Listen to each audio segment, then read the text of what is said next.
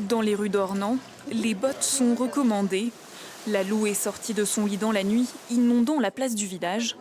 Avertis par la mairie, les commerçants ont eu le temps de surélever leur mobilier. Ce boucher préfère aborder la situation avec humour. Il est toujours le premier à voir sa boutique inondée. On a l'habitude alors, ça va.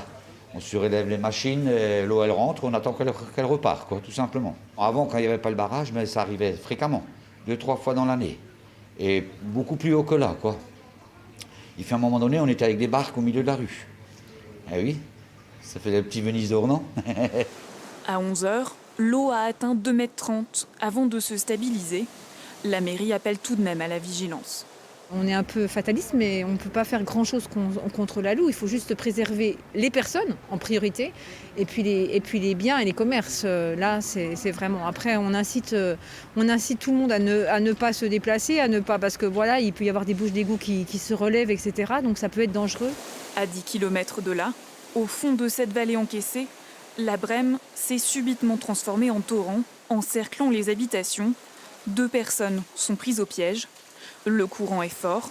Quelques troncs d'arbres charriés par les flots continuent de traverser ce qu'il reste du jardin. Les animaux un peu déboussolés peuvent être transportés à bras d'hommes, mais les habitants doivent être élitreillés. Une opération impressionnante et beaucoup d'émotions pour cette habitante, surprise par la montée des eaux. Je pensais que la rivière allait baisser gentiment et qu'on allait pouvoir faire ce qu'il fallait pour, mais elle est montée d'un coup. Enfin, c'est-à-dire, je pense qu'il y a eu un truc qui s'est lâché à plus long, puis ça a tout débordé en 5 minutes. Les pompiers resteront en alerte toute la nuit. De nouvelles précipitations sont attendues.